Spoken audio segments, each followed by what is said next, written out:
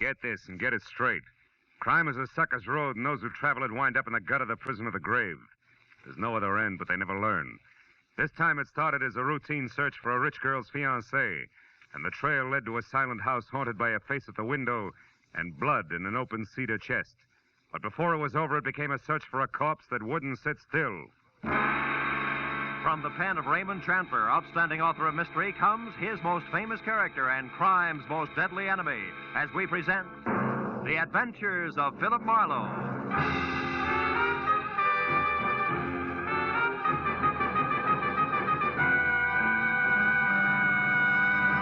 Now, with Gerald Moore, starred as Philip Marlowe, we bring you tonight's exciting story, The Busy Body.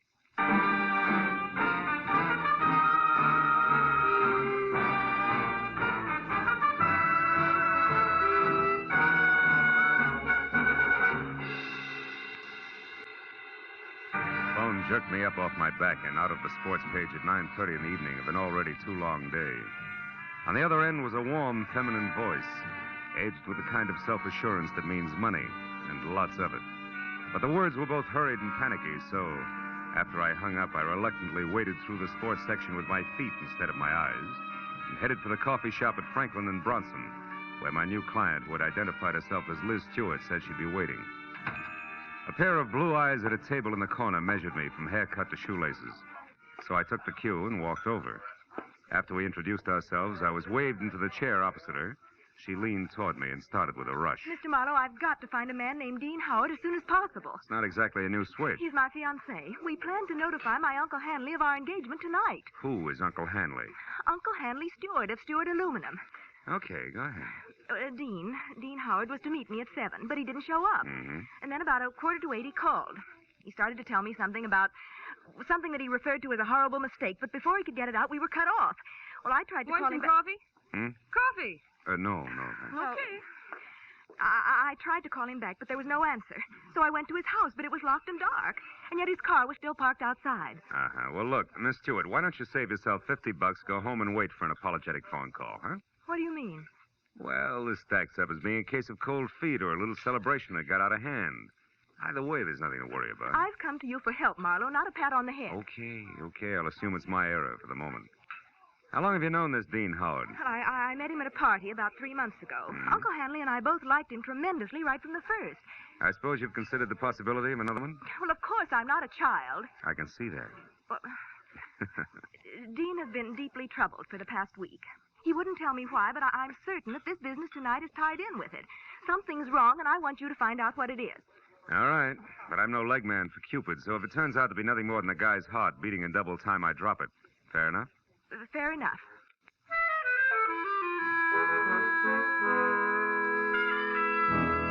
She gave me a short list of posh joints she and Dean Howard sometimes visited, and his address, which was 312 Normandy. She said I could reach her at home, which was 28 Roxbury Drive in Beverly Hills. Well, $50 is $50, so after she left, I spent a handful of nickels checking the list by phone and drew a complete blank. So I drove out Los Feliz to Normandy and found the number, 312. As I walked up to the door and leaned on the bell, I got the feeling that I was being watched. There was no answer, so I tried the door. It was locked. I threw a look over my shoulder as I walked around the side of the house and caught a glimpse of a face in a window next door, just before the curtain was dropped back into place. The back door of 312 was locked, too, I found out, as did the face next door, which was watching me again from one of the rear windows. There was one answer to that, so I went out in the street and up the steps of the house next door and knocked, good and loud. What do you want? My name's Marlowe, lady. I'm a detective. You may be able to help me. A detective? Mm-hmm. Well, come right in, Mr. Marlowe. It's about time's all I have to say. I'm Agatha Lambrigger. What's he been up to? Who? Well, you're investigating that bachelor next door, aren't you? Yes. Oh, how'd you know? Stands to reason. I've known all along he's a suspicious character. Yeah? Lived there a year now. Comes and goes at all hours. Drives that fancy car out there. Wears fine clothes, but nobody seems to know what he does or where he gets all his money. Well, look, Mrs. And girls. Oh. Well, believe you me, they don't come to clean his house. Never gets cleaned. But they come just the same. Why, only tonight there was one. Some blonde in a white dress. I tell you, I've never Mrs. seen Lambrigger, did the girl go inside? Well, no. But she tried to. The door was locked.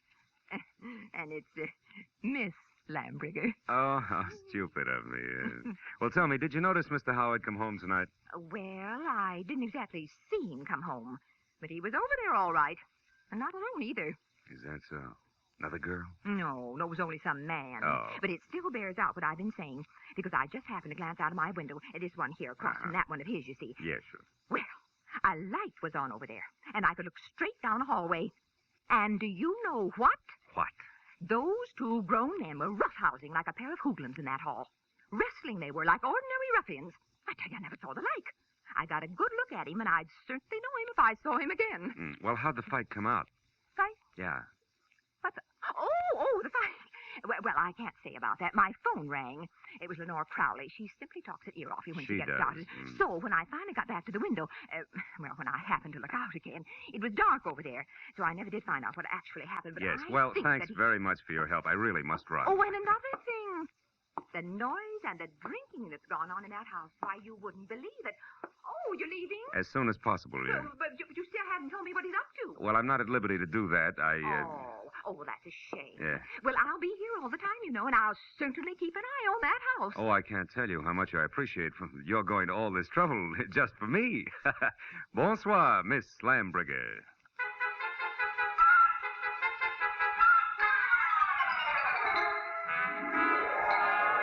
I backed out of that wind tunnel, got in my car, and drove noisily around the corner. Then I cut my lights, turned quietly into an alley behind the house, and stopped. Slipped through Howard's back gate and up the side of the house, found a window that could be persuaded, and went in. Yeah, Howard was a lousy housekeeper, and everything that didn't get brushed off in normal traffic was covered with dust. I found my way to the room opposite Agatha Lambriger's observation window and ran smack into her first lie.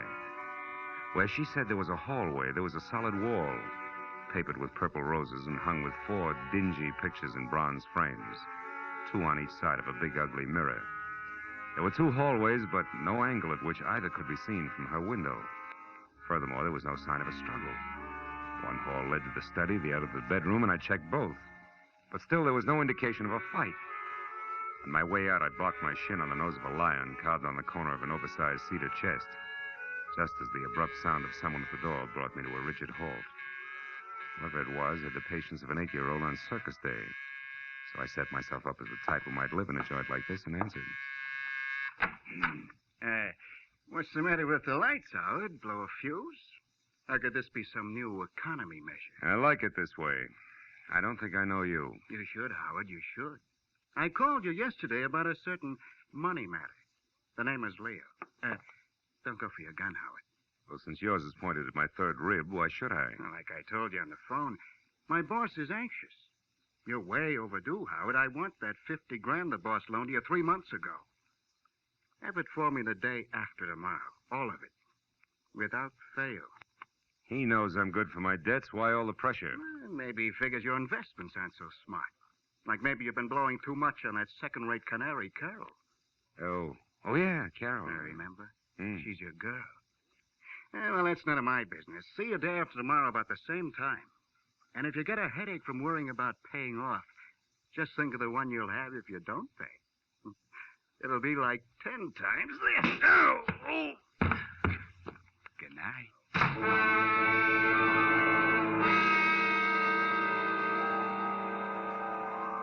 The .45 in his hand caught the side of my head, and I went out cold. When I opened my eyes, the room had shrunk until there wasn't enough space left to stretch out in. And the climb to my feet, was as easy as roller skating through a log jam. And it wasn't until I found a match and had a light that I knew why. Somebody had moved me from the front door and crammed me into a broom closet like a bag of wet wash. When I got out, I saw that my cubbyhole was off the hall of the bedroom. I listened, but there was no sound in the house, so I started moving. But stopped when I noticed something else. The big cedar chest with carved lions on the corners that had been closed before now was standing open. I struck another match. Inside on the bottom was a thick red puddle of blood. Blew out the match and was in the middle of a mental apology to Liz Stewart when it came. I ran for the front door in time to see Agatha charge out of the driveway and down the street. Stark terror twisting her face. Help! Help! Hey, Miss Lambriger, hold it! Oh, Mr. Marlowe! Mr. Marlowe! What is it? What happened? I saw him, Mr. Marlowe. I saw him. Up at the alley near the hedge. Now, take it easy, Agatha. It's Who Dean was Howard. He's there now, lying on his back close to the hedge, and he's dead. What'll we do? Come on, we'll have a look. You can show me where he is. Well, all right. He's right back here. I happened to look out my rear window, and I saw something move. The dogs had been getting in my pansies lately, and I thought this was another. So I came out to chase him away. That's when I saw the body. It's right back here. It's gone. Mm-hmm. Now, look, Miss Lambrigger. I've got a headache. I'm getting a little tired of this. You saw a body here just like you saw a fight in a hallway from your window. You're so anxious to be in the middle of things, you'd make up any kind of a story. No, I'm not. No, I'm not. I saw that fight, and I saw Dean Howard's body, too. It was here, I tell you. Where? Show me exactly. Well, right about there, I'd Oh, say. sure. And I suppose it... Hey, wait a minute. Yeah. My apologies, baby. There is something here. Could be blood. Here's 2 dimes and a bar receipt from the tulip room on the strip. Oh, good heavens. What'll you do now? Raid the place? You can use my phone. Thanks, but until we know where the body is, we better play it cagey.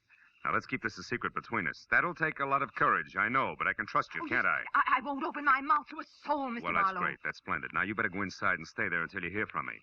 Who knows? You may yet be a heroine, Miss Lambrigger.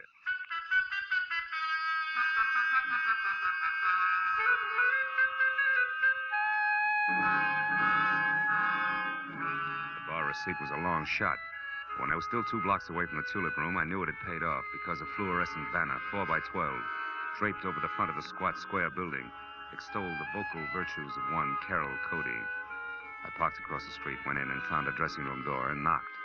She distinctly said, "Come in," but when I did, I thought the room was empty, until a small handful of spangled satin costume hopped up from behind a screen in the corner. I made a sight-unseen introduction. It was only a moment later that a tall brunette, filling a white silk blouse and snug, dark slacks, stepped out, tossed a few pounds of glossy black hair away from her face, and gestured me into a chair. Which paper did you say you were from, Marlowe? I didn't, honey. I'm a private detective. I can't use it. Don't give odds on it, baby. Not yet, anyway, huh? Let's talk first. For instance, what's with you and Dean Howard? Dean Howard is a low-crawling thing. That's strange. Had it you loved him? I did until tonight when I found out that he has 2 heads. That's so he can lie and keep a straight face with one while he laughs up his sleeve with the other. Nuts to him. Nuts to Liz Stewart and her money, and nuts to you. I hate Dean Howard enough to kill him, and I might just do that. I don't think you will, no, because somebody beat you to it. You mean Howard's dead? Looks that way, yeah. I'm not sure because he won't stay in one place long enough. Well, if you're trying to shock me, you're wasting your time. I'm not sorry. I think we've got company. Keep talking, I'll get him. As you say, my friend, the music business is just as lousy as any other dodge, and I can prove it. Come here. You're a good listener, Bud, so join the party. Who are you? Why are you listening out there? Come on. No. Just a minute. I wasn't listening. I was looking for you, Marlowe. I'm Ward Odom, Mr. Hanley Stewart's assistant. You're doing fine. Don't stop now. Well, ever since I learned that Miss Stewart hired you, Marlowe, I've been trying to talk to you. I followed you here from that place on Normandy because I must know what you found out so far. Why? What business is it of yours? Because, Mr. Marlowe, I doubt very much that you even know of the robbery. Robbery? What robbery? More than $40,000 worth of negotiable securities was stolen from Mr. Stewart's safe this evening. You get all your information at keyholes? And I have reason to believe that the man you're looking for took them. Of course, I don't dare accuse him without proof of his relationship with Liz, Mr. Stewart's niece. If I were wrong, it would cost me my job. Odom, did Liz know about the robbery when she hired me? Why, of course. Oh, brother. Look, see this? Her name is Carol. She's involved right up to her mascara in the whole mess. Don't let her out of your sight till I get back. Me? Why, you cheap shot. Shut up. And as for being cheap, I'll take care of you when I get back.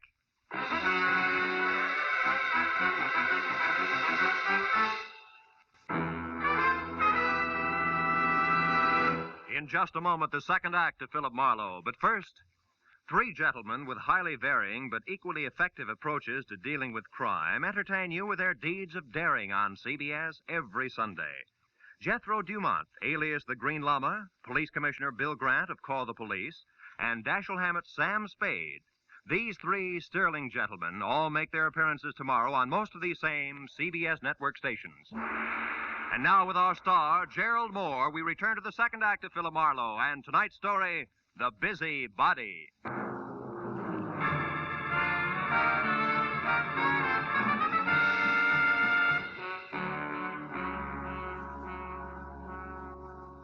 convincing Ward Odom that his greatest contribution to the cause would be staying close, but not too close to the violent lady in slacks, I piled into my car and started for Beverly Hills in a beautiful liar named Liz.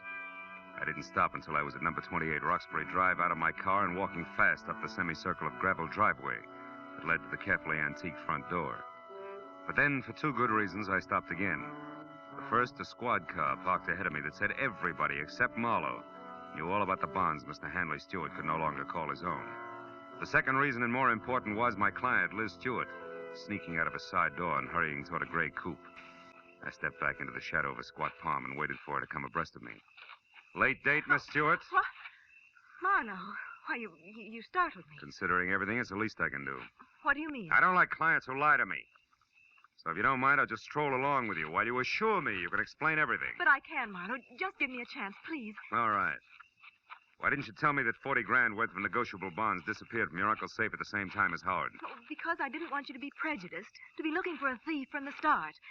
If Dean did take those bonds, he had a reason. Like being fond of money? No, like being forced to do what he did. All right, let's say he was forced. What then? Well, then I wanted to help him, to get to him before the police. They'd arrest him in a minute. And you, on the other hand, would get the bonds back to your uncle, convince him it was all a mistake, and talk him out of telling the law, huh? And with your own dough, you would help Howard out of the spot he was in. Is that it? Yes. But you haven't proved that Dean took the bonds. No, I haven't. Could have been anyone who knew the combination of the library safe. Which includes how many?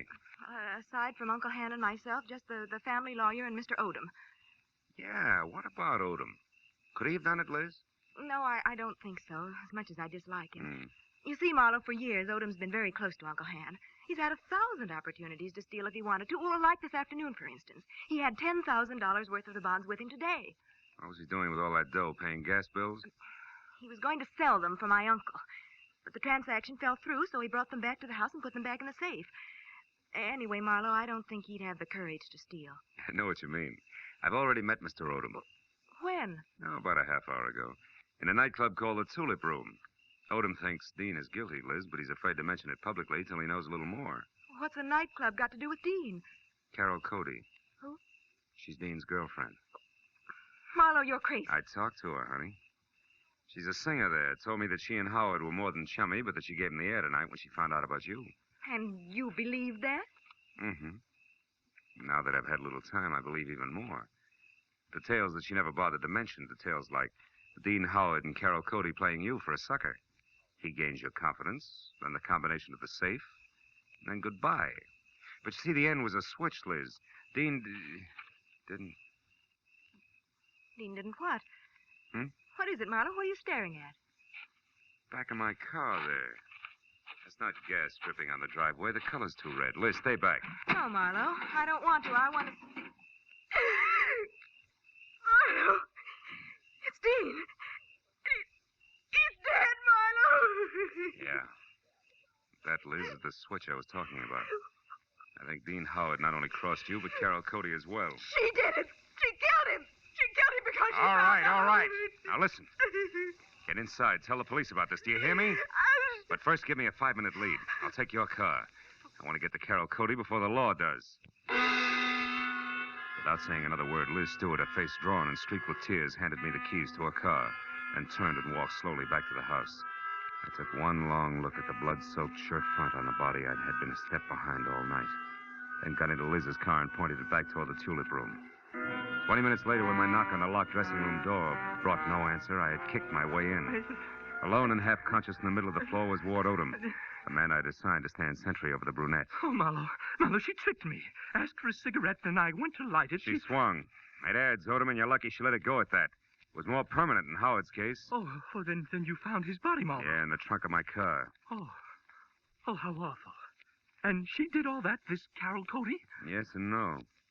She must have had help, Odom, because, first of all, it takes something stronger than the chanteurs to keep shifting a corpse from cedar chest to garden to car, at the rate that Howard was being moved. And second, an old crow named Agatha Lambriger saw a man roughhousing with Howard over at his own place, not a woman. You mean there was a witness to the murder, Marlowe? Well, more or less. And you have no idea who the murderer is? No. And that, Odom, is all the more reason why I want to catch up with Carol Cody. Happen to know where she lives? Why, yes, at the Grayfield Apartment Hotel on North Havenhurst Drive. North Havenhurst. It's a room 118. 118. And I think that it's... Marlowe, Well, wait, my top coat is gone. What? Yes, and she was wearing slacks, remember? Marlowe, maybe she's leaving town disguised as a man. It's a point, Odom. I still think I'll try the apartment hotel first.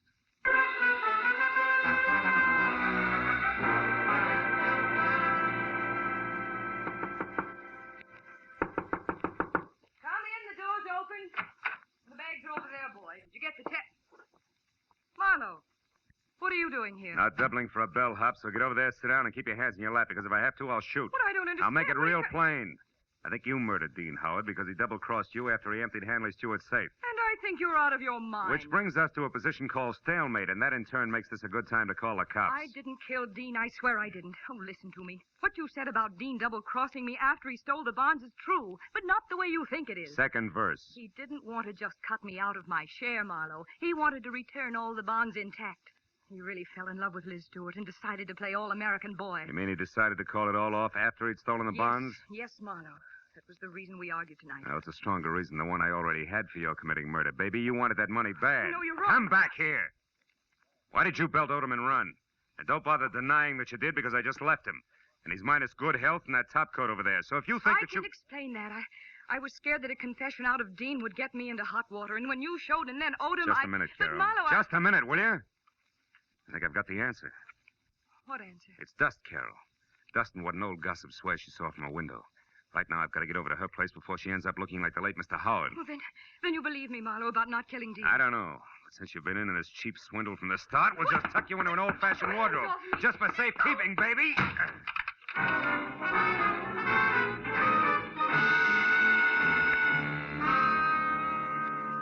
Outside in Liz's car, I slammed my foot down hard against the accelerator and didn't ease up until I screeched to a stop, away from 310 North Normandy, where I knew murder was scheduled to happen again. I was next to a pair of half-open French doors through which I could see Agatha Lambricker sitting erect in a straight-back chair. I was happy that I hadn't taken any longer in getting there. I was also happy that the man standing opposite her, gun in hand, the man who had murdered Dean Howard, had his back to me. I got a firm grip on the 38 in my You've hand. been so nosy, Miss Lambricker. And it's too bad that Marlowe had to let me know you've been a witness when I killed Dean Howard. A roughhouse, I think you called it. A roughhouse is what I thought at the time. But when I saw Dean Howard's body out in the alleyway, I knew... You knew I killed him. Everything would have been simple if you hadn't had your nose out a mile. I was going to run over him, and it would have looked like an accident. But I had to move the body after you saw it.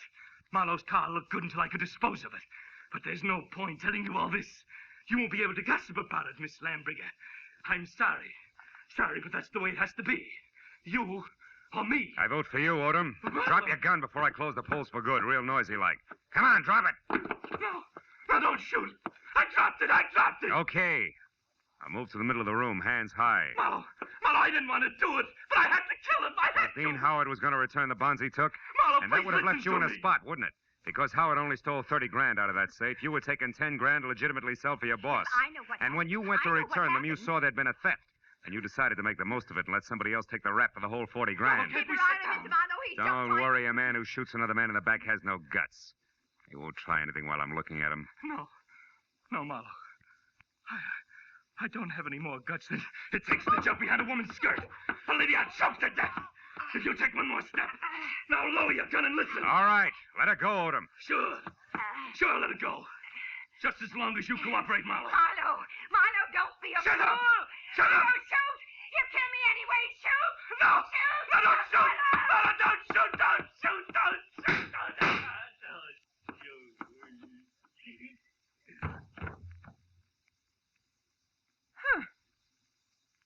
You were right, Marlowe. No guts.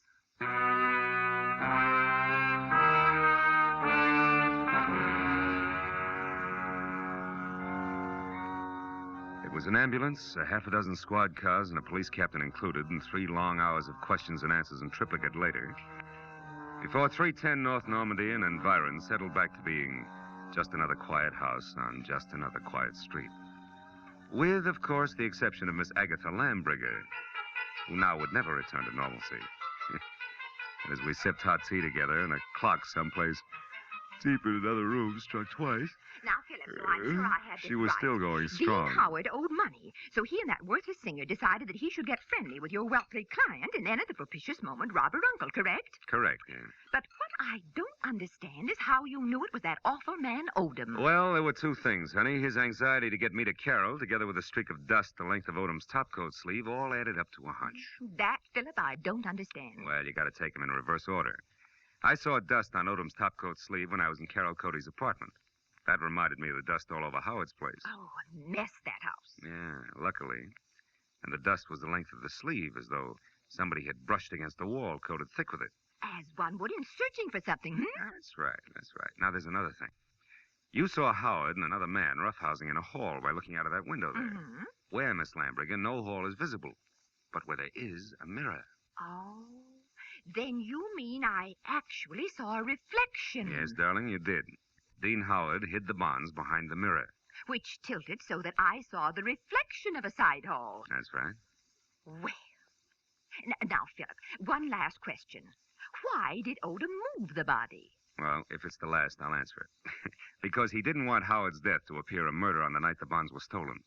It was better if he died accidentally and wasn't connected with a theft. Oh, I see. Yeah, well, now look, Well, Miss Lambriger. excuse me, I'll only be a minute. Yeah, but Miss Lambriger. Hello?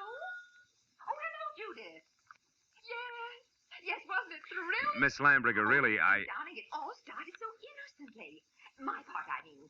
Well, it was about 7 Miss Lambriger, I have... Philip, I'll be with you in a minute. Oh, Philip, who? Why, the detective, the one I mentioned earlier. a long minute, I'm sure. Forget who? Well, you know the steward, the Harry Stewart of Beverly Hills, don't you? Well, anyhow, it's Harry Lee, their steward. Well, how's Marlowe and birthday? Goodbye, girl.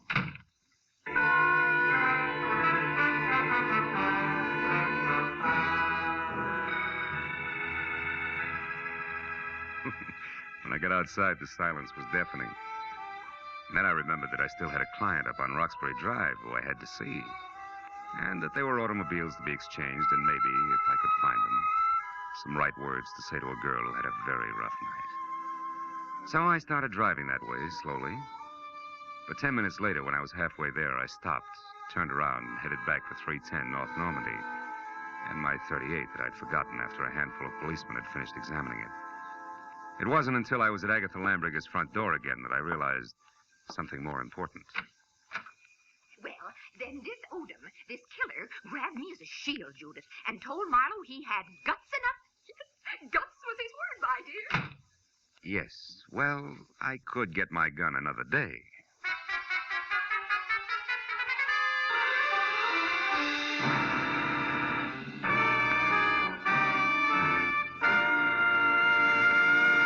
The Adventures of Philip Marlowe, bringing you Raymond Chandler's most famous character and star, Gerald Moore, and are produced and directed by Norman MacDonald.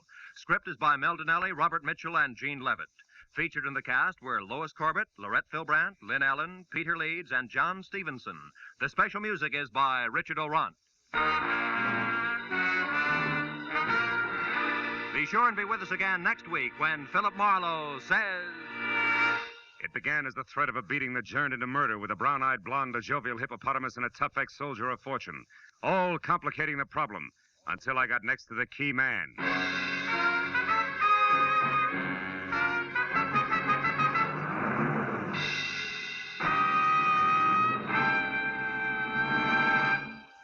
Will you be listening when $51,000 go on the block during Sing It Again tonight?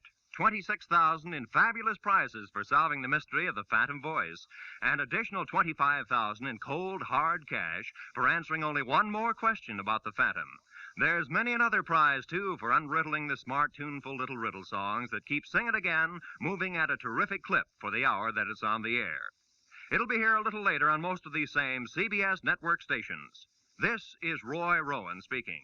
Stay tuned now for Gangbusters, which follows immediately over most of these same CBS stations. This is CBS, the Columbia Broadcasting System.